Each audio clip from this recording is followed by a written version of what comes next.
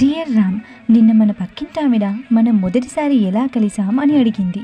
కురుక్షేత్రంలో రావణ సంహారం, యుద్ధపు వెలుగులో సీతా స్వయంవరం అని చెబితే ఏదో అర్థమైనట్టు నవ్వి వెళ్ళిపోయింది. దాని అర్థమేంటో నువ్వు తప్ప ఎవ్వరూ చెప్పలేరు.